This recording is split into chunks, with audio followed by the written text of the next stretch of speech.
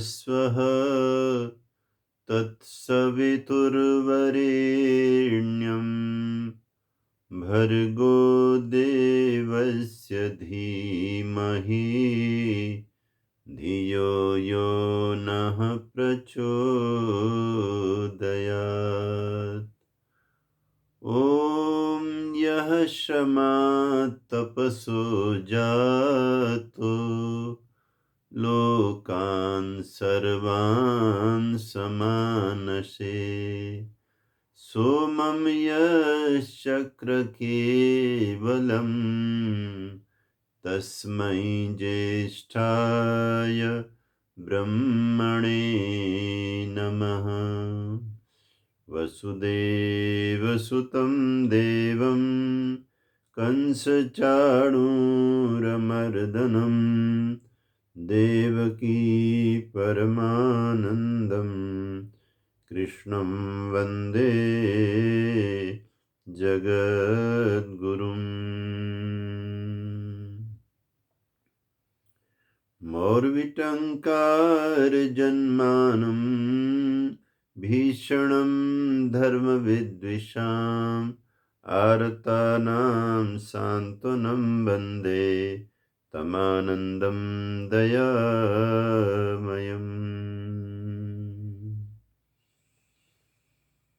बोलिए सच्चिदानंद भगवान की जय।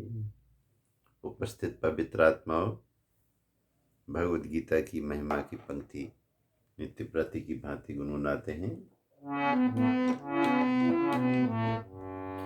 ज्ञान की गंगा बहाई है, कृष्ण जी ने गीता गाई है। ज्ञान की गंगा बहाई है, कृष्ण जी ने गीता गाई है। सुख से मोह करना नहीं, सुख मिल जाए बहुत अच्छी बात है, आपका पुण्य कर्म है, ईश्वर की कृपा है, लेकिन उसका उपयोग करते हुए मोह में नहीं पड़ना। सुख से मोह करना नहीं, दुख से व्यर्थ में डरना नहीं। बहुत ही वैज्ञानिक मध्यम मार्ग गीता में भगवान ने हमें दिखाया है कि पुण्य कर्मानुसार सुख आए तो उसका उपयोग कीजिए, लेकिन मोह मत कीजिए। और किसी गलती से, भूल से, पाप से दुख आए तो उससे डरिए नहीं, उसे वो भी कटेगा, वो भी जाएगा। सुख से मोह करना नहीं, दुख से व्यर्थ में डरना नहीं। माया सारी पराई है, कृष्ण जी ने गीता गाई है। ज्ञान की गंगा बहाई है, कृष्ण जी ने गीता गाई है, गाई है। बोलिए नंदनंदन योगेश्वर श्री कृष्ण भगवान की जय। आज का गीता पाठ भगवद गीता के 7वें अध्याय में हम लोग चल रहे हैं। आज 14वें श्लोक से लेके 17वें तक का पाठ होगा और किस तरह से भगवान की माया दुनिया में काम करती है, ये चर्चा आ रही है।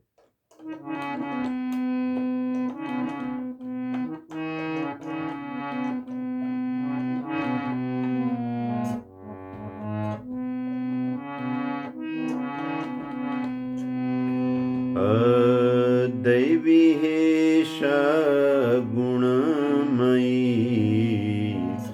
मम माया दुरत्यया मामेव ये प्रपद्यन्ते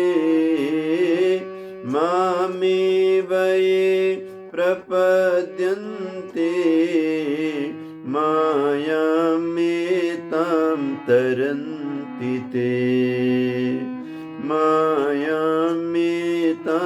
तरन्ति ते न मां दुष्कृतिनो मूढा प्रपद्यन्ते नराधमा माययापहृतज्ञान आसुरं भवमाश्रिता चतुर्विधा भजन्ते मां जना सुकृतिनोऽर्जुन आर्तो जिज्ञासुरर्थार्थी आर्तो जिज्ञासुरर्थार्थी ज्ञानी च भरतर्षभ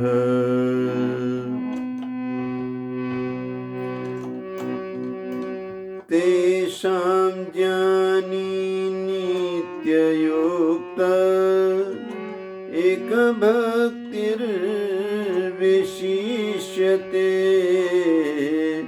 प्रियो हि ज्ञानिनोत्यर्थम् अहं स च मम प्रिय अहं स च मम प्रिय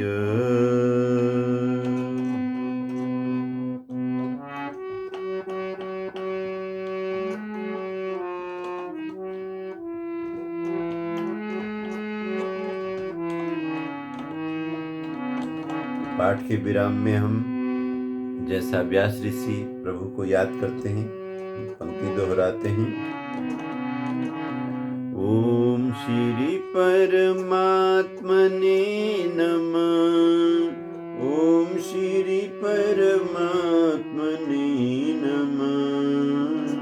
ओम श्री परमात्मने नमः। ओम श्री परमात्मने नमः। ओम श्री परमात्मने नमः। ओम श्री परमात्मने नमः। ओम श्री परमात्मने नमः। ओम श्री परमात्मने नमः। ओम श्री परमात्मने नमः। ओम श्री परमात्मने नमः। ओम श्री परमात्मने नमः। बोलिए सच्चिदानंद भगवान की जय। दैवी हेषा गुणमयी मम माया दुरत्यया मामे वये प्रपद्यन्ते मायामेतां तरन्ति ते। हे पांडुनंदन, मेरी जो माया है वो दैवी है। ऐसा मम माया गुणमयी दैवी दुरत्यया। 3 तरह से माया का विशेषण दिया गया है। ये समग्र जो प्रकृति है ये परमात्मा की माया है और उन्होंने इस अध्याय के आरंभ में ही ज्ञान विज्ञान की चर्चा करते हुए कहा कि मम प्रकृति अष्टधा। तो अष्टधा प्रकृति की चर्चा की, जिसमें भूमिरापो नलो वायु खम मनो बुद्धिरेव च अहंकार इतियम में भिन्ना प्रकृति अष्टधा। तो उसमें अब जो ये व्याख्या चल रही है आज के चिंतन में, तो उसमें उन्होंने कहा कि ये जो मेरी माया है ये दैवी है, माने दिव्य है। दैवी के कई अर्थ होते हैं, उसमें यह है कि ये देने के लिए बनी है, ये देती रहती है। पापी हो पुण्यात्मा हो, छोटा हो बड़ा हो, कैसा भी हो, प्रकृति ने सबको दिया है क्योंकि वो सबकी माँ है। जैसे माँ सभी बच्चों को प्यार करती है और जो कुछ भी घर में उसके पास खान पान है वो सभी बच्चों को वो खिलाना चाहती है और खिलाती है। ऐसे ही ये जो प्रकृति है ये दैवी है और ये कैसी है, गुणमयी, ये गुण वाली है। 3 गुण इसमें रमे हुए।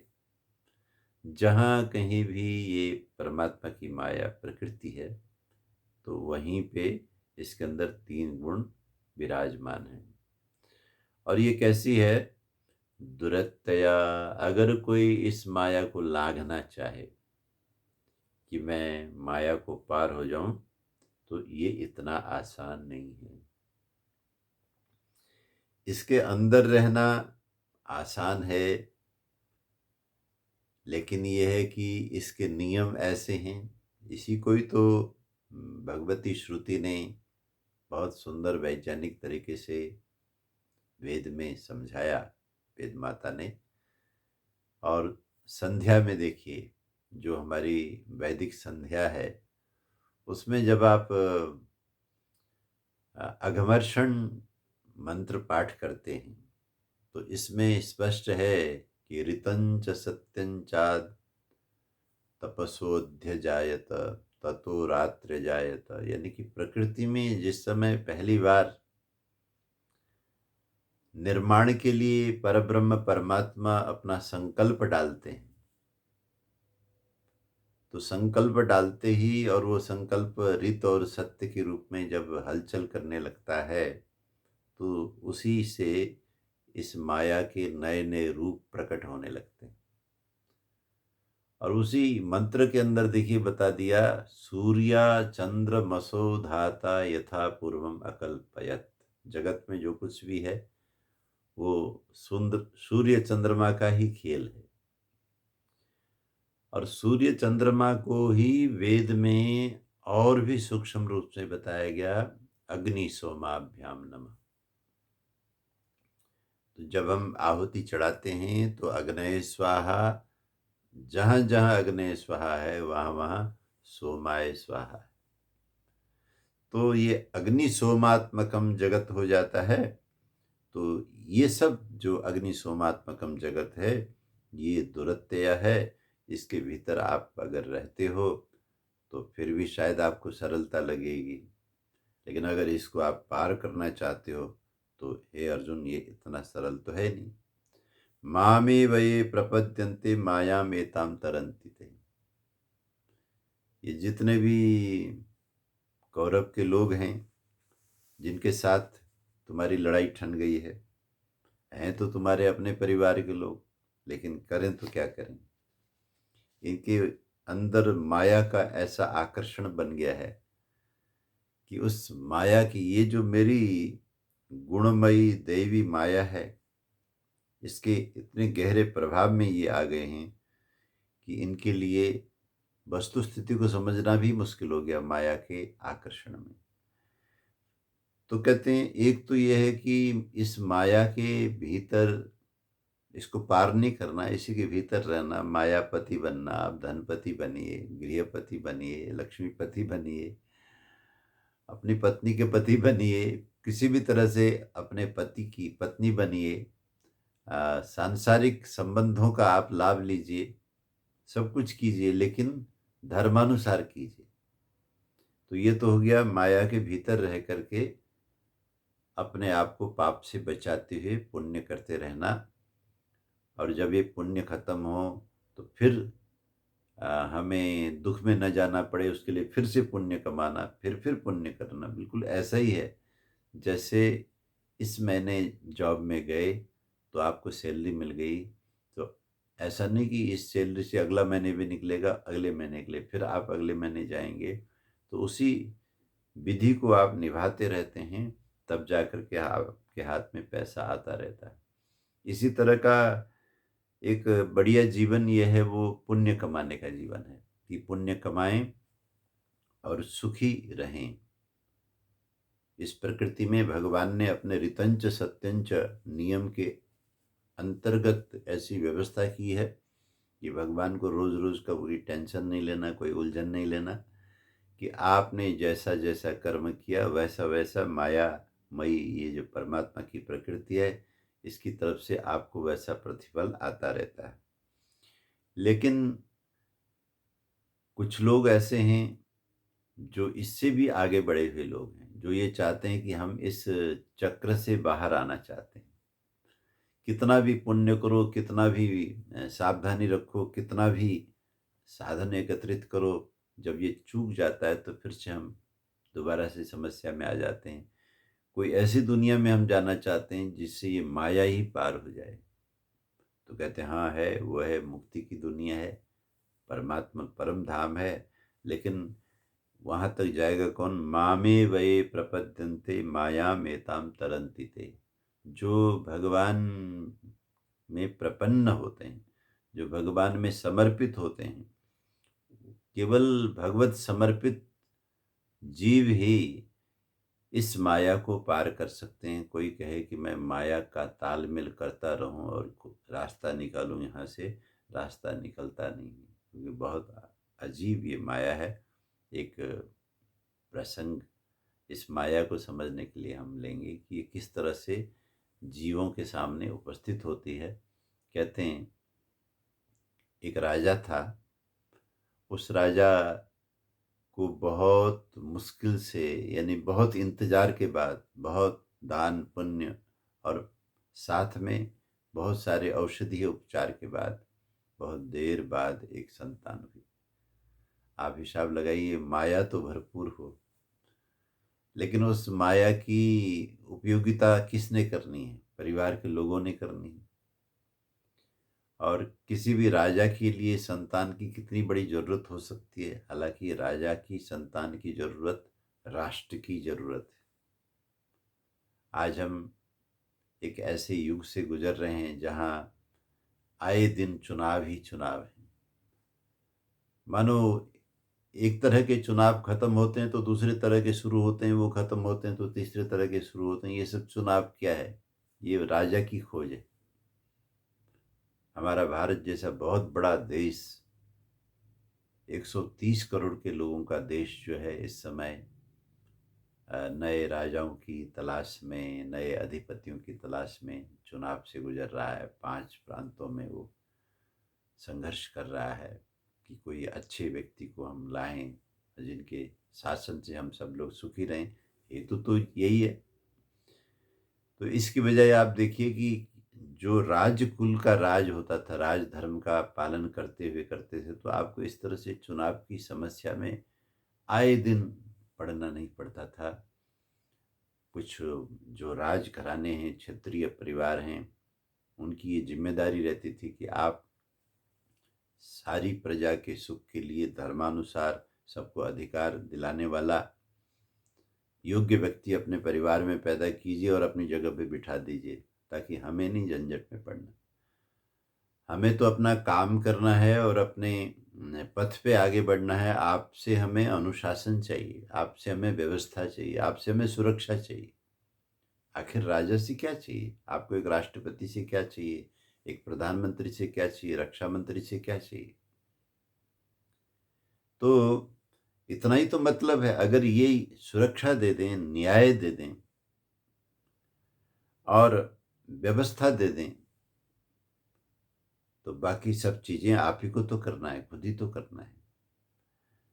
बल्कि यहाँ हो ये रहा है कि लोग बेचारे खुद ही जो अपनी मेहनत से संसाधन इकट्ठा करते हैं, उसी के ऊपर हावी होने के लिए लोग तरह तरह का षड्यंत्र करके पदों पे आते हैं। और पदों पे आते ही फिर जो नागरिक लोग हैं उनके ऊपर नई नई समस्याएं आती हैं। तो ये धार्मिक राज व्यवस्था न होने से है। तो राजा लोग अपने परिवार को राष्ट्र का परिवार मानकर, इस तरह के परिवार नहीं जैसे इस समय हमारे प्रधानमंत्री जी ने, इस समय जो लोग राजा बनना चाहते हैं उनके लिए एक नया शब्द दिया है, घोर परिवारवादी। घूम फिर करके उन्होंने अपने घर को भरने का ही, घर को ही राजसिक स्वाद जो लगा है मुंह में, उसी को भोगने के लिए लगे हैं। नहीं, ऐसा नहीं। धार्मिक राजा तो कहते हैं राजा का जो बहुत समय के पश्चात में बेटा हुआ तो उसकी बहुत बड़ी खुशी मनाई गई। और वो क्योंकि बहुत जब तब के बाद, बहुत दान पुण्य के बाद, बहुत उपचारों के बाद हुआ था, तो उसका जब शिक्षण आदि हो गया, जब धीरे धीरे वो बड़ा होने लगा। देखिए, हमारे जीवन में ऐसा होता है, किसी के पास में भोग होता है पर्याप्त, लेकिन आयु नहीं होती। तो अगर आयु नहीं होगी तो भोग का आप करेंगे क्या? जीवन में सबसे बड़ी चीज, शायद सोच करके देखिए, सबसे बड़ी चीज अगर कोई है तो वो आयु है। इसलिए वेद माता ने हमें सिखाया, प्रार्थना करना भी माँ हमको सिखाती, जैसे जन्म देने वाली माँ हमें बोलना सिखाती। जब तुम वरदान मांगो, मुझे जहाँ तक स्मरण है, बहुत वर्ष पहले अपने दिल्ली आर्य प्रतिनिधि सभा ने वेद के ऊपर मेरे प्रवचन करवाए थे। वो प्रवचन अभी भी यूट्यूब में उपलब्ध हैं। उसमें एक प्रवचन इसी वेद माता की महिमा के ऊपर मैंने आरंभ किया था। स्तुता मया वरदा वेद माता। जब वेद की आराधना की, वेद पथ पर चले, वेद की साधना की, तो मानो वेद माता प्रसन्न होकर के हमें जो वरदान देती है। तो सबसे पहला वरदान वेद से जो हमें मिलता है वो क्या है? वो है आयु। तो कहते हैं, वो जो राजकुमार था उसके पास में साधन तो बहुत थे, तभी तो साधन के कर्म बहुत थे, तभी वो राजा के बेटा होके पैदा हो गया। लेकिन गजब की बात यह है कि आयु के कर्म कम थे। तो कहते हैं, जो नौजवान जब वो हुआ 16-17 साल का, अब थोड़े दिनों में उसको राजा ने युवराज घोषित करना है, और कुछ वर्षों के बाद में उसकी शादी करनी है, और कुछ वर्षों के बाद में पूरा राज्य उसको सौंपना है। सारी योजनाएं एक के बाद एक, जैसे हम छोटे छोटे घर में भी अपने बच्चों से अपने आप को जोड़ करके योजनाएं बनाते हैं, तो राजा को तो बनाना ही होता है। तो कहते हैं, कोई ऐसी बात बनी कि वो जो नौजवान है उसको बीमारी लग गई, और बीमारी ऐसी जैसे क्षय रोग टाइप की बीमारी लगी। और उस बीमारी से धीरे धीरे टीबी जैसी कोई बीमारी, धीरे धीरे उस नौजवान बालक का शरीर क्षीण होने लग गया। राष्ट्र के सर्वोत्तम वैद्यों ने, उस समय के डॉक्टरों ने उस बालक का उपचार शुरू किया, राजकुमार का उपचार शुरू किया।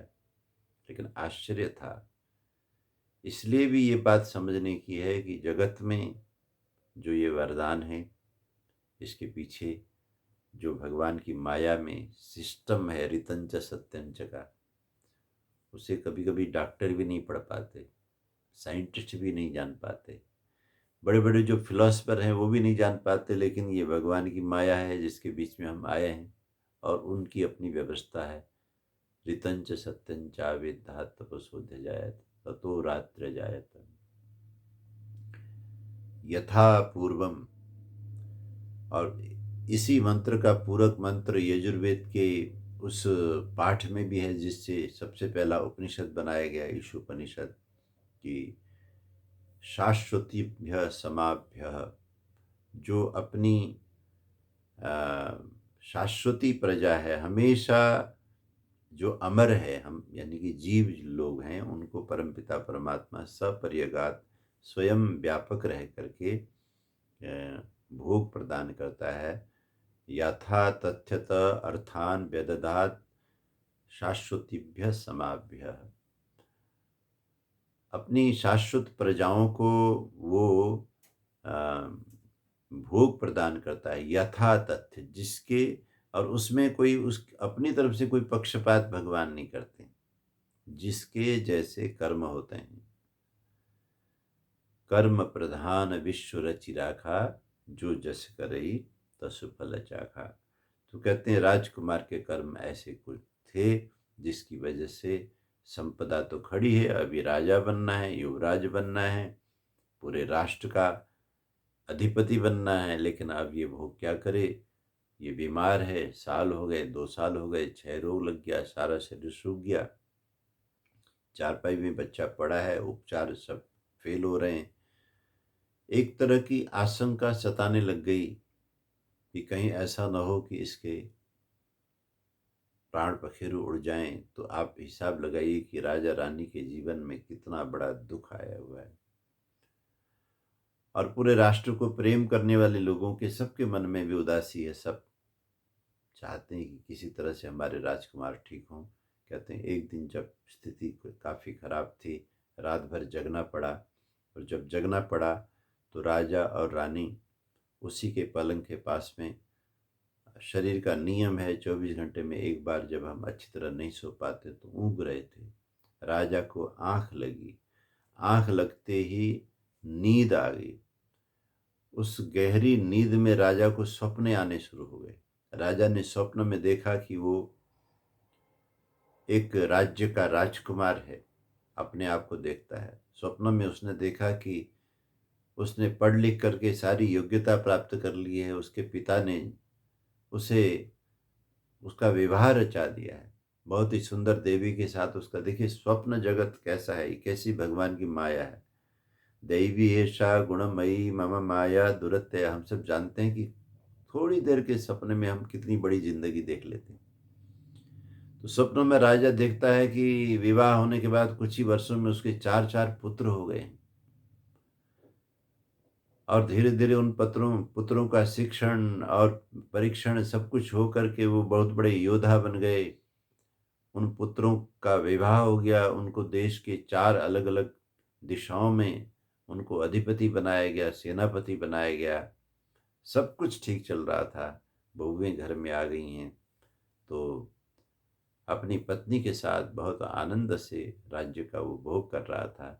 इतने में पड़ोसी देश ने चढ़ाई शुरू कर दी। ये सब सपने में हो रहा है। पड़ोसी देश ने चढ़ाई शुरू कर दी, और चढ़ाई शुरू करने के बाद में जो लड़ाई शुरू हुई, तो एक दिशा में लड़ाई लड़ते-लड़ते उसका एक बेटा मारा गया, सेनापति मारा गया। फिर दूसरी तरफ की सेना मुकाबले के लिए आई, थोड़े दिनों बाद दूसरा बेटा भी मर गया। फिर तीसरी दिशा की सेना सामने आई, तो वहाँ लड़ते-लड़ते तीसरा बेटा भी मरा। और जब वो भी मरा तो क्षत्रिय का धर्म है कि अंतिम सांस तक देश की रक्षा के लिए लड़ते रहना, भिड़ते रहना, दुश्मन के साथ मुकाबला करना। मुकाबला करते-करते भी जब चौथा बेटा भी जब मर गया, तो नींद में उसको इतना डर लगा कि वो भयानक दृश्य को देख कर के चारों बेटे मेरे वीर गति को प्राप्त हो गए। राजा चिल्लाता हुआ जब जगता है, चिल्लाता है तो जग जाता है। जैसे ही वो जगता है तो इधर से ये जो बेटा असली जीवन में बीमार था, ये गुजर गया। रानी रो रही थी कि आप कहाँ स्वप्न में चले गए, यहाँ तो बेटा देखो चला गया। दहाड़े रानी मार रही थी। तो रानी दहाड़े मार रही है, कहानी कहती है कि राजा सुन्न हो गया है। जब रानी बहुत जोर-जोर से रो रही थी तो रानी ने अपने पति को हिलाया, कहा कि आप क्या सोच रहे हो? तो राजा ने एक ही बात कही कि देवी, मैं इस बेटे के लिए रोऊं या उन बेटों के लिए रोऊं जिनके साथ मैं अभी स्वप्न में इतना सुख भोग रहा था। तो 4-4 बेटे थे, ये तो एक बेटा है। ये कहानी इस बात में बताती है कि आखिर इंसान, ये जो भगवान की अद्भुत गुणमयी माया है, कि स्वप्न में कुछ भी नहीं था, उनको केवल नींद ही आई थी, तो इतनी बड़ी ज़िंदगी, बहुत सुखद ज़िंदगी उन्होंने देखी और पाई। और क्या कोई भी ये बता सकता है कि स्वप्न का जो सुख है, वो अ, जो अनुभव नहीं होता है, या स्वप्न का दुःख अनुभव नहीं होता है? बिल्कुल ऐसा ही अनुभव होता है जैसे जागृति में अनुभव होता है। तो यहाँ पे कहा कि दैवी हेषा गुणमयी मम माया दुरत्यया। हम लोग जो जीवन काल में तरह-तरह के सुख अनुभव करते हैं, जिनमें बहुत वर्ष लग जाते हैं, वही सुख स्वप्न में हम विविध घटनाओं में भी अनुभव करते हैं। मामेव ये प्रपद्यन्ते मायाम। ये जो कल्पना के अनुसार, इच्छा के अनुसार जो हमें ये दुनिया बाहर मिलती है, जागृति में मिलती है, उसका सुख दुख हम जग करके भोगते हैं। और अपने पूर्व के संस्कार के अनुसार जो कुछ और चित्त में पड़े हैं, उसकी घटनाओं का सुख दुख हम स्वप्न में झेलते हैं। तो कहते हैं एक स्वप्न की चर्चा हमारी पिछले प्रवचन में जो रूस के व्यापारी के साथ चल रही है, वो चर्चा भी आगे आएगी। स्वप्न कई तरह के होते हैं। स्वप्न में भी जीव सुख दुख भोगता है। तो कहते हैं मामे वे प्रपद्यन्ते माया मेताम तरन्ति ते। ये जो इस तरह की माया है, बेहिसाब माया है। कौन कितना हिसाब लगाए कि मैंने क्या क्या किया है, किसका फल कब आना है, कब जागृति में मिलना है, कोई अंत नहीं। अगर आप, इसलिए आम आदमी धर्म की बात सुनने से डरता है। उसको पता है कि धर्म की बात सुनूंगा, शास्त्र पढ़ूंगा, तो ये सच्चाई का सामना करना पड़ेगा, और सच्चाई का सामना करने की उसके अंदर हिम्मत नहीं। जो लोग नास्तिक बनते हैं, जो लोग अधार्मिक बनते हैं, आपको लगता है कि वो बड़े बहादुर व्यक्ति हैं, लेकिन सच्चाई तो यह है कि वो जिस सत्य के द्वारा ये संसार सच्चिदानंद भगवान ने जिस नियम के द्वारा, जिन गुणों के द्वारा बनाया है, उसको फेस करने की शक्ति उनमें नहीं है। इसलिए वो इन चीज़ों में पढ़ना नहीं चाहते, और अपनी कल्पनाओं की एक दुनिया बनाकर उसमें टाइम पास करना चाहते हैं। आदमी पिक्चर हॉल में जाकर अंधेरी, भयानक अंधेरी गुफा में 3 घंटे बड़े आराम से बिता सकता है, जो कि सब कुछ काल्पनिक है।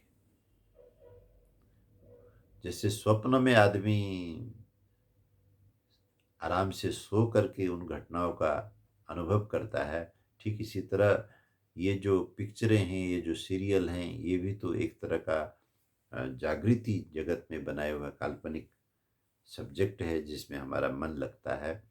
तो कहते हैं यथार्थ को अनुभव कीजिए। स्वाध्याय से आप यथार्थ के धरातल पर आते हैं।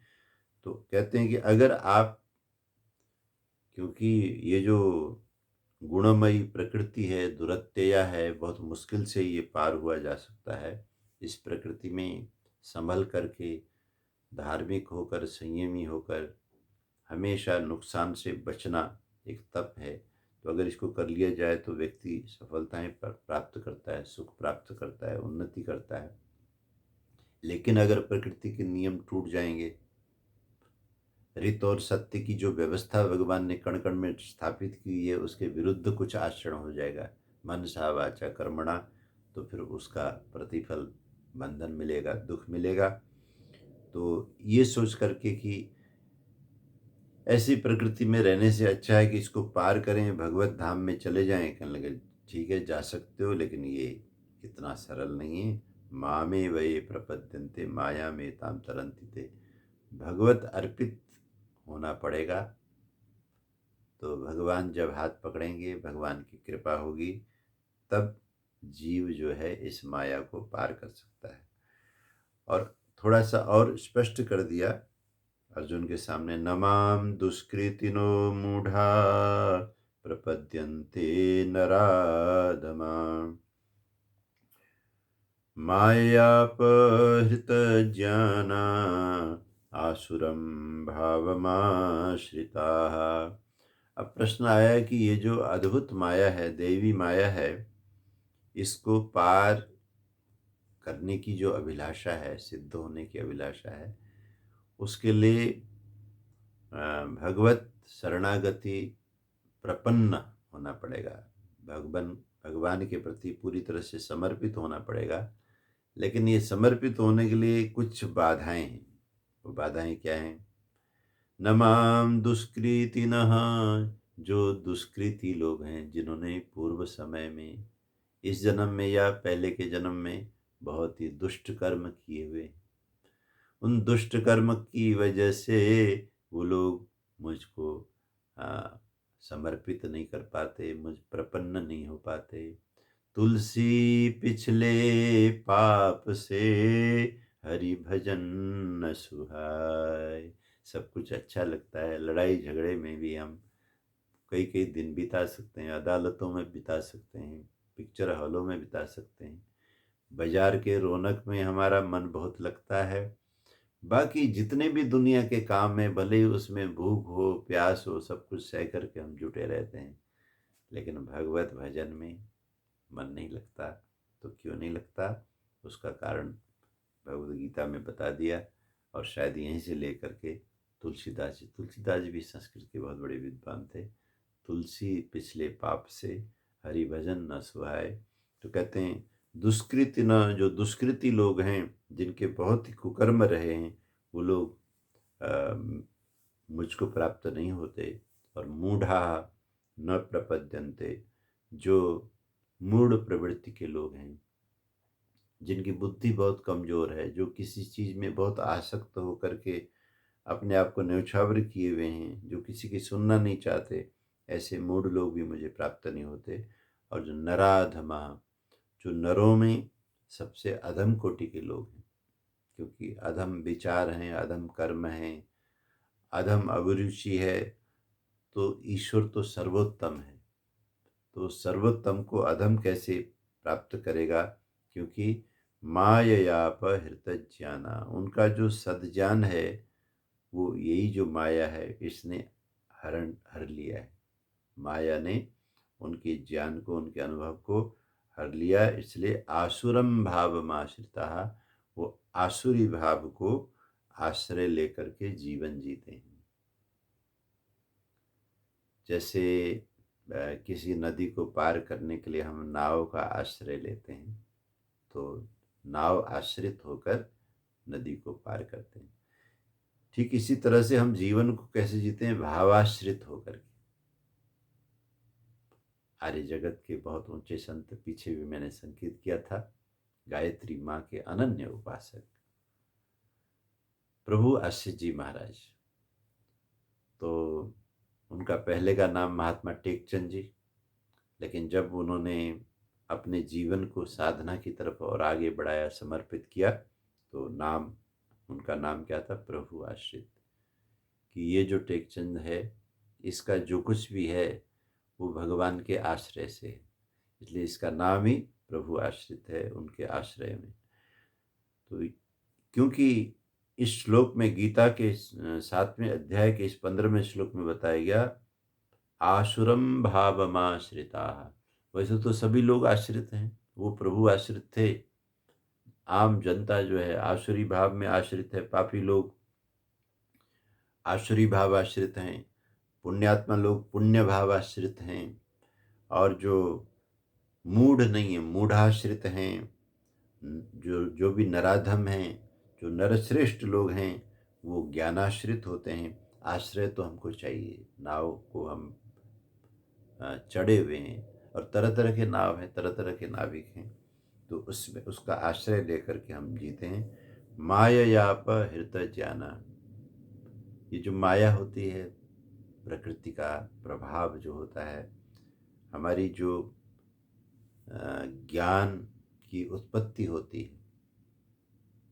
हमने देखा कि एक व्यक्ति ने घूस ली, और घूस के पैसे से उसने बड़े बड़े मकान बनाए, बड़ी बड़ी गाड़ियाँ खरीदी, शादियाँ की, सब कुछ किया, और एक दिन सरकार के लंबे हाथ उसकी तिजोरी तक आ गए, और उसका सारा कुछ बाहर आ गया। आजकल आप देखते हैं टेलीविज़न में पत्रकार लोग उन घरों में अपने कैमरे ले जा कर के सारे उनके ड्राइंग रूम, बेडरूम का सारा सीन दिखाते हैं कि देखो इस ऑफिसर ने कितना धन जो है रिश्वत में इकट्ठा करके बेड के नीचे रखा हुआ है, अलमारी में रखा हुआ है, दीवार में चिनाया हुआ है।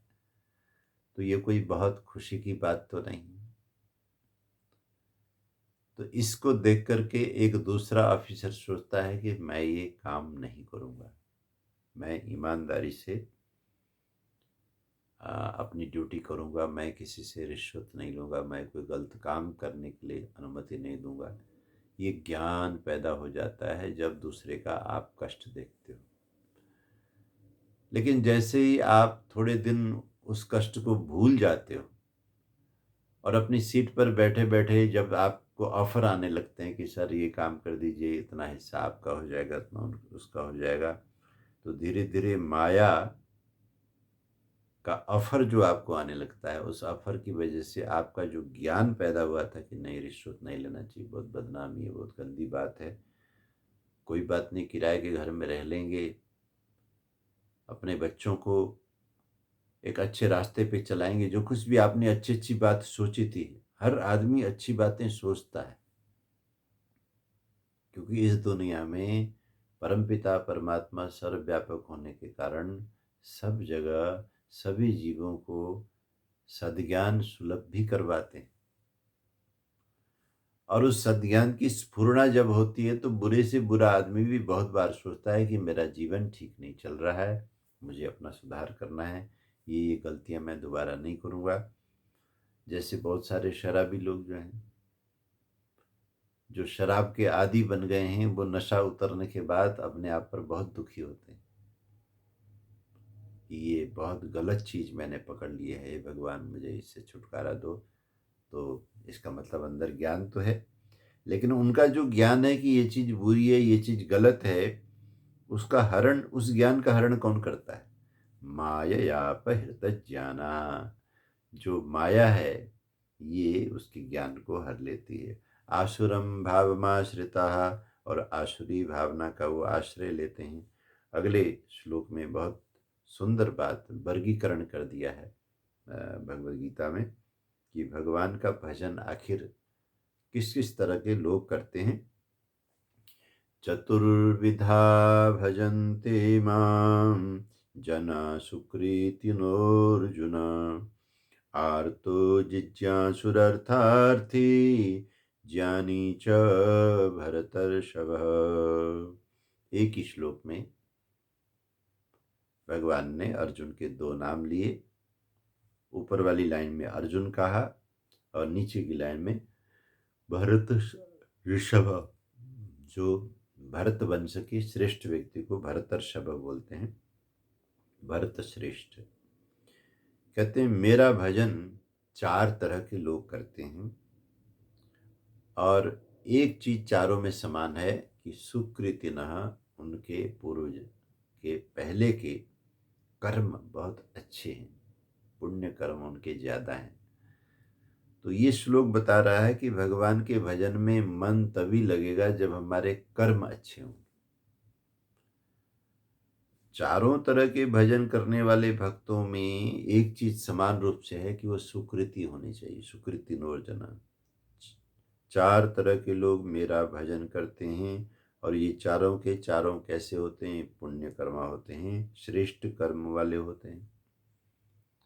इसलिए यजुर्वेद में भगवती वेद माता ने, क्योंकि गृहस्थ का वेद है, क्षत्रिय का वेद है, कर्म का वेद है, कर्म कांड है, कि जीवन में एक चीज गांठ बांध लो। सबसे पहला ये मंत्र है, ईशे तोर्जेत्वा मंत्र है, उसमें आया श्रेष्ठतमाय कर्मणि। इस जीवन में अपनी अगर कोई चीज है जो आगे तक काम देती है, हम कहीं भी जाएंगे हमारा साथ देती है, तो वो हमारा कर्म है। और कर्म भी कौन सा? श्रेष्ठ कर्म, उत्तम कर्म। तो उत्तम कर्म करेंगे उसका फल तो अलग से मिलेगा, और साथ साथ में ये देखिए, ये बहुत बड़ी चीज क्या है कि अगर हम भगवत अर्पित होना चाहते हैं, मुक्त होना चाहते हैं, भजन करना चाहते हैं, तो उसमें भी हमारा मन लगेगा। हम चारों में से किसी कोटि में आएंगे। तो कौन कौन से हैं? आर्तः पहला, जिज्ञासु, अर्थार्थी, ज्ञानी। चार भक्तों का वर्णन आया है। छंद को सिस्टमेटिक करने के लिए व्यास जी ने इसको ऐसे रखा, लेकिन क्रम ऐसा बन जाता है। आर्त पहला, अर्थार्थी दूसरा, जिज्ञासु तीसरा, और ज्ञानी चौथा। एक वो व्यक्ति भगवान का भजन करता है जिसके ऊपर मुसीबत आ गई। मुसीबतें तो बंधु ऐसी चीजें हैं कि वो ईश्वर को न मानने वालों को भी ईश्वर की याद दिला देते हैं। अविश्वासी को भी विश्वासी बना देते हैं। दुनिया के बड़े बड़े नास्तिक जिन्होंने लाखों करोड़ों लोगों को अपने भाषणों से नास्तिक बनाया, अपनी किताबों से नास्तिक बनाया, उनके जीवन में भी ऐसी विपदा आई, ऐसा आर्तनाद करना पड़ा, बचाओ बचाओ बचाओ। तो वो ऐसे कठिन समय में भगवान का स्मरण करते हैं, भगवान को मानते हैं, धर्म को मानते हैं, भगवान को याद करते हैं। तो आपत्ति में जो याद किया जा करने वाला भक्त है उसे आर्त कहते हैं। आर्तनाद करना, जैसे भयानक मुसीबत में आ गए, हे भगवान मुझे बचाओ, हे प्रभु मुझे बताओ, हे नाथ मेरी रक्षा करो। तो आर्त भगवान का भजन करता है। दूसरा, अर्थार्थी भगवान का भजन करता है। और देखा जाए तो इस समय जो युग चल रहा है, अर्थ का युग चल रहा है, ज्यादातर भगवान के भक्त जो है ये दूसरी कोटि के हैं, अर्थार्थी। यानी कि कोई संकट तो नहीं है, लेकिन और चाहिए, और चाहिए, धन चाहिए, दौलत चाहिए, कारोबार चाहिए, यश चाहिए, यानी कि अर्थ चाहिए, ज़्यादा से ज़्यादा संपदाएं पाने के लिए व्यक्ति भगवान का भजन करता है। जीवन में बहुत बार देखा जाता है कि लोग भगवान का नाम लेकर दूसरों को ठगते हैं, और ठगने के बाद जो पैसा मिले उस पैसे में से कुछ पैसा निकाल कर मंदिर में चढ़ाने भी जाते हैं। अब ऐसे जो भक्त हैं उनके लिए भगवान की तरफ से क्या व्यवस्था है, आप देखते हो व्यवस्था, क्योंकि जो जस करे तो सफल चाका। तो ये तो हो गया गलत। सही ढंग से भी तो आप भगवान का भजन कर सकते हो ना। आप भगवत भजन करते हुए, भगवान के निर्देश का पालन करते हुए अपनी सेवा समाज में कीजिए। आप एक सुनार हैं, आप एक ज्वेलर हैं, लोग गहने पहनते हैं, सोना सुन का कारोबार हमेशा हुआ है, आज भी है, कल भी रहेगा। तो जरूरी तो नहीं कि इसमें भ्रष्टाचार किया जाए। मेकिंग चार्जेस जैसे बोलते हैं, जो भी चार्जेस हैं उनको आप लगाइए, हॉलमार्क वगैरह की विधि के अनुसार से सोने को आप बेचिए, और उससे भी आप समृद्ध हो सकते हैं। आजकल ये जो हॉलमार्क वगैरह आया है उससे भी इसकी प्रामाणिकता को सुरक्षित किया जाता है। तो जरूरी नहीं कि आप दूसरे का सोना लेकर थोड़ा सा काटें, बचा करके रखें, चालाकी करें, मिलावट करें। बहुत बार ये देखा गया है कि जो लोग अर्थार्थी हैं वो उस अर्थ के चक्कर में अधर्म की तरफ चले जाते हैं। नहीं, गीता का ये श्लोक बताता है कि नहीं, आप धर्म ही कीजिए, आप अर्थार्थी बनिए और भगवान के पथ पर चलिए, आपको अर्थ दिया जाएगा। आखिर भगवान तो इंद्र बन जाते हैं ना, ऐश्वर्य वाले बन जाते हैं। पुराणों के इंद्र अलग हैं, जो वास्तव में वेद में इंद्र हैं वो इतने बड़े और इतने पवित्र, इतने महान हैं कि जिनके भंडार हमेशा भरे रहते हैं। इंद्र क्रतुम नाभर पिता पुत्रेभ्यो यथा, इस सारे ब्रह्मांड के ऐश्वर्य को उत्पन्न करने वाले, संभालने वाले, बांटने वाले, हे इंद्र हमें क्रतुम नाभर, हमारे योग्य कोई कारोबार दीजिए, सेवा दीजिए। इंद्र क्रतुम नाभर पिता पुत्रेभ्यो यथा, जैसे पिता अपने बेटे को काम पे लगाता है ऐसे मुझे भी किसी काम में लगाइए। ये रोजगार का बहुत प्यारा मंत्र है, वेद का मंत्र है। शिक्षाणो अस्मिन् पुरुहूत यामनि जीवा ज्योतिरसीमहि। इस तरह से हम काम करें कि जीवन में उजाला आ जाए। आज गरीबी है, आपकी कृपा से ऐसा काम मिले कि कल अमीरी का उजाला आ जाए। आज साधन नहीं है, कल साधन होने का उजाला आ जाए, ऐसा होता है।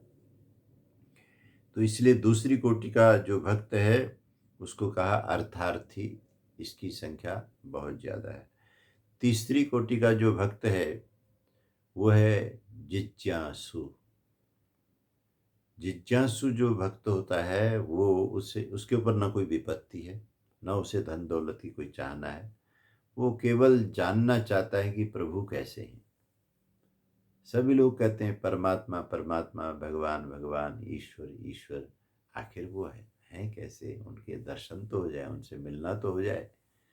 तो इस तरह से परम तत्व को सभी लोग समझाते हैं, दर्शन समझाते हैं, उपनिषदें समझाती हैं, लेकिन भाई जाना कैसे जाए? तो उस जिज्ञासा को लेकर के जो भगवान का भजन करता है, भक्ति करता है, उसे जिज्ञासु कहते हैं। और सबसे बड़ा जो जिज्ञासु है वो है चौथी कोटि में आया ज्ञानी च। इसके ऊपर कोई विपत्ति भी नहीं, इसको कोई अर्थ की लालसा भी नहीं, धन दौलत की चाह भी नहीं, पूरी तरह से सेटिस्फाइड है, तृप्त है, और ये जान भी गया है कि भगवान कैसे हैं, इसे अनुभव भी हो गए, साक्षात्कार भी हो गया, फिर भी भगवान का ही भजन किए हुए चला जाता है, उसे कहते हैं ज्ञानी। तो यहाँ पे जब चारों के बारे में प्रश्न खड़ा हुआ कि महाराज आपने चार चार तरह के भक्त मेरे सामने रखे, आप बताइए कि आपको सबसे ज़्यादा पसंद इनमें से कौन सा है? तो यहाँ पे उत्तम भक्त के बारे में ये श्लोक आया, 17वां श्लोक। तेषां ज्ञानी नित्ययुक्त एक भक्तिर्विशिष्यते। हे अर्जुन, उनमें से जो ज्ञानी व्यक्ति है, जिसके अंदर एक भक्ति आ गई, अब वो किसी और चीज के प्रभाव में नहीं है, इस माया के अंदर, जो 14वें श्लोक में कहा था, दैवी हिषा गुणमयी, ये माया जो रूप बदलती है, माया के जो जितने भी आकर्षण बनते हैं, किसी चीज में इसका लगाव नहीं रहता। वो तो एक भक्ति ज्ञानी जो है, क्योंकि वो सत्य को जान गया है, तो एक भक्ति हो जाता है, एक सत्ता की आराधना में वो लगता है। विशिष्यते, वही विशेष व्यक्ति है। प्रियो ही ज्ञानिनोत्यर्थम, ज्ञानी आदमी के लिए परमात्मा सर्वाधिक प्रिय हैं। इसलिए सामवेद में कहा कि हे परमपिता परमात्मा, न सैकड़ों से, न हजारों से, न लाखों से, न कितने ही धन दौलत से भी न शुल्काय दीयसे, आपको छोड़ा नहीं जा सकता। आप इतने महान और प्रिय हैं कि किसी चीज के बदले में आपको छोड़ा नहीं जा सकता। तो कहते हैं ऐसी स्थिति किसकी होती है? प्रियो ही ज्ञानिनोत्यर्थम, ज्ञानी के लिए अत्यंत प्रिय है परमात्मा। अहम सच मम प्रिय, और परमात्मा के लिए भी वो भक्त बहुत प्रिय हो जाता है, वो मेरा अत्यंत प्रिय है, मैं उसके लिए प्रिय हो जाता हूँ, वह मेरे लिए प्रिय हो जाता है। इस तरह से उस विराट चिंतन को सुन करके, श्रवण करके, अर्जुन के मन के अंदर तरह तरह की जो अभिलाषाएं थी, ज्ञान की अभिलाषाएं थी, उनको तृप्ति मिलती है। और कल जो हमने कथा शुरू की थी, जिसमें हमने ये सुना था कि रूस के उस सुंदर परिवार में, व्लादिमीर के परिवार में जो व्यापार होता था, और पति पत्नी बहुत प्रेम से घर गृहस्थी का संचालन कर रहे थे, देवी समग्र घर को संभालती थी, और साथ में बच्चा भी था, सब कुछ अच्छा था। लेकिन सामान लेने के लिए, बुक करने के लिए, जब 3 दिन की यात्रा में उसको जाना था, तो उस दिन सारी तैयारी हो चुकी थी, पत्नी ने भी सब तैयारी कर दी थी। सुबह उठते ही पत्नी पति से कहती है कि पतिदेव, मेरा मन बहुत परेशान है, मुझे रात को अच्छे सपने नहीं आए। जैसे आज हमने सुना कि किस तरह से राजा को ऐसा सपना आया कि जो जागृति का पुत्र मर गया है, उसके ऊपर वो रो नहीं पाया, इतना ज़्यादा विस्मय हो गया कि रोए तो किस पर रोए। सपने की अनुभूति इतनी ताजी है कि ऐसा लगता है कि वो सत्य है या ये सत्य है। तो कहते हैं पत्नी ने जब बहुत बार समझाया, तो पति, क्योंकि नास्तिक था, ऐसी चीज़ों पे भरोसा नहीं करता था, उसने कहा तुम लोग औरतों को पता नहीं वहम हो जाता है, ऐसी ऐसी चीज़ों को लेकर के हम अपने प्रोग्राम बदलने लग गए तो हो गया व्यापार, तू छोड़ इन बातों को, लगा सामान लगा, कुछ को दे, गाड़ी में रख के मैं चलता। तो कहते हैं पत्नी के मना करने पर भी अपना सारा सामान, कपड़ों की अटैची, खान पान का थैला, और भी जो भी सामान है, वो सब घोड़ा गाड़ी में रख करके कोचवान आगे बैठा, और वो बैठ करके पत्नी बच्चों को दिलासा दे के चिंता मत करो, मैं काम करके आता हूँ। वो वहाँ से निकल गया। रूस की इस व्लादिमीर के इस व्यापारी की कथा में जो एक मोड़ आया है, कहते हैं जब ये जा रहा था, रास्ते में जहाँ कहीं भी प्यास लगती थी, जहाँ कहीं थोड़ा रुकना होता था, विश्राम करते थे, लेकिन रास्ता थोड़ा लंबा था। एक होटल में उसका परिचय था, उस होटल में वो विश्राम किया करता था दोपहर को भोजन के लिए। भोजन यद्यपि ये घर से लाया है, लेकिन थोड़ा आराम भी हो जाएगा, दूर का सफ़र है, तो उस होटल में वो एक कमरा ले लेता था 2-4 घंटे के लिए, और उसमें भोजन वगैरह करके फिर वो आराम करके 1-2 घंटे के बाद में फिर वो निकलना होता था। उस होटल में वो पहुंचा। कोचवान ने पहले की तरह अपनी गाड़ी को, बाबूजी की गाड़ी को लगाया, ये होटल में गया, रिसेप्शन से कमरे की चाबी वगैरह प्राप्त की, ये कमरे में गया। कमरे में जा कर के इसने अपना भोजन वगैरह किया, सब कुछ करके इसने आराम किया। और कोचवान ने अटैची वगैरह भी सब इसकी कपड़े वगैरह थोड़े जो चेंज करने होते हैं सुविधा के अनुसार होटल के कमरे में रख दिए थे। जब ये आराम करके और फिर यात्रा के लिए 2 घंटे के बाद में जब नीचे उतरा और कोचवान से कहा कि जाओ कमरे से मेरी अटैची लेकर के आओ, होटल वाले को जो पेमेंट करने थे, चाय पानी वगैरह कोचवान ने जो लिया था उसका भी करके सामान रख के अब ये चल पड़ा। अब सांझ का समय है, क्योंकि धूप में चलना कष्टकारक होता था। जब ये उस होटल से आगे बढ़ गया, 5-6 किलोमीटर आगे बढ़ गया, तो एकदम सुनसान जगह से उसकी गाड़ी निकल रही थी। इतने में पीछे से आवाज़ आने लगी, रुक जाओ रुक जाओ रुक जाओ रुक जाओ रुक जाओ। वो सोचता है कि कौन, मुझे तो नहीं कह रहा रुक जाओ, किसी और को कह रहा होगा, लेकिन आसपास में कोई और न तो व्यक्ति है न किसी की गाड़ी, किसको ये रुक जाओ कह रहे हैं। तो पीछे 10-12 लोग आ रहे हैं, और जब समीप में आए तो देखा कि ये तो पुलिस वाले हैं। पुलिस वालों ने कहा कि रुक जाओ, तो वो रोका, और जैसे ही वो रोका तो पुलिस ने उसकी गाड़ी को घेर लिया। अब देखिए, जिंदगी है, जिंदगी में कौन क्या परिस्थिति से घिर जाए इस संसार में, इस मायामय संसार में, जहाँ बहुत थोड़ा दिखता है, बहुत ज़्यादा नहीं दिखाई देता है, बहुत थोड़ा पता है, बहुत सारा पता नहीं है। अतीत जा चुका है, भविष्य आना है। एक छोटे से वर्तमान में जो थोड़ा सा हमको दिखता है, उसी पे तो हम जीवन जीते हैं। तो वो चकित है कि पुलिस हथियारों के साथ मुझे कह रही है रुक जाओ। विश्वास नहीं हुआ, कोचवान को आज चलते रहो। कोचवान ने कहा बाबूजी ये अच्छा नहीं होगा, हमें रुक जाना चाहिए, पुलिस कह रही है। जब रुक जाओ कहने को न मान करके कोई व्यक्ति पुलिस वालों को न मान के आगे जाता है, तो फिर वो अपराध की आशंका बढ़ती है। तो जब वो रुका, पुलिस आई और उसने आते ही कहा कि इसको गिरफ्तार कर लो। तो वो चिल्लाने लगा, मुझे क्यों गिरफ्तार कर रहे हो, तलाशी ले लो। तलाशी ली गई, अटैची में चाबी तो लगी नहीं हुई थी। अटैची के अंदर एक खंजर मिला, बहुत भयानक खून से सना हुआ खंजर उसके कपड़ों के बीच में अटैची में मिला। और वो खंजर जब मिला तो पुलिस वालों ने, जो इंस्पेक्टर भी साथ में था, इसको गिरफ्तार करो, यही अपराधी है। उसने कहा क्या हुआ, क्यों मुझे गिरफ्तार करो, किसने मेरी अटैची में ये खंजर रखा, मैंने तो कुछ किया नहीं। तो पुलिस वालों ने कहा कि हर अपराधी यही बोलता है, तुम्हें पता नहीं जिस होटल में तुम ठहर करके आए हो वहाँ एक हत्या हुई है, और वहाँ जब खोजबीन होने पे पता चला कि तुम कमरे में ठहरे थे, तो तुम्हारे बगल वाले कमरे में ये हत्या हुई है, इसलिए हम तुम्हें पकड़ने आए हैं।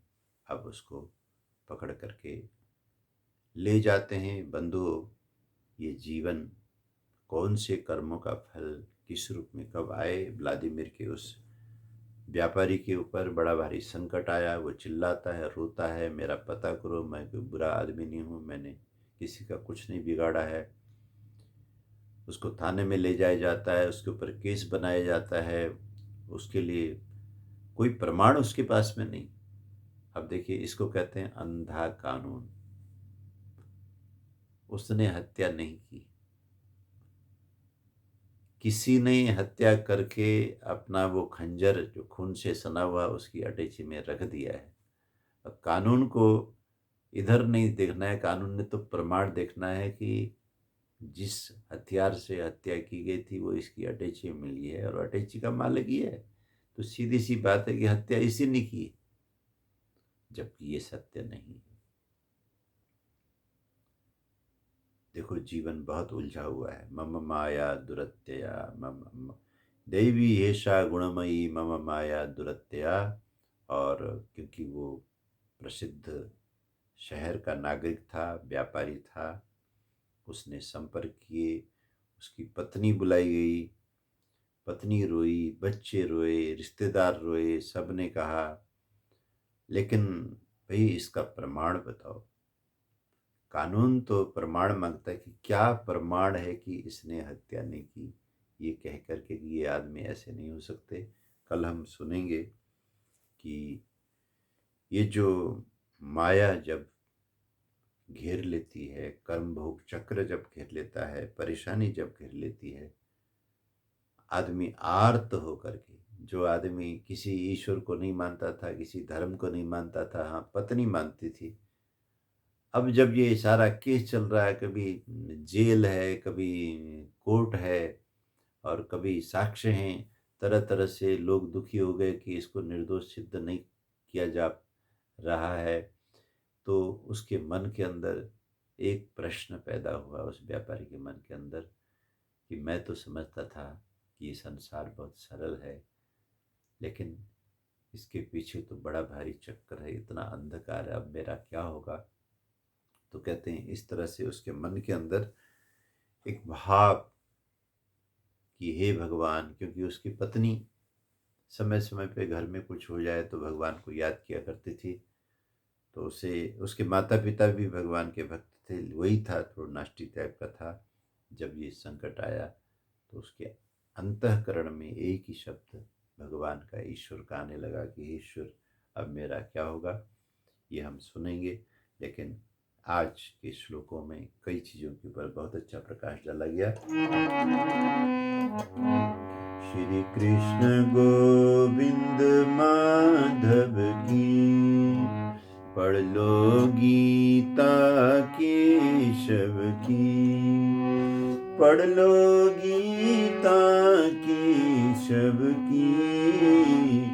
श्री कृष्ण गोविंद माधव की, पढ़ लो गीता केशव की। बोलिए सच्चिदानंद भगवान की जय।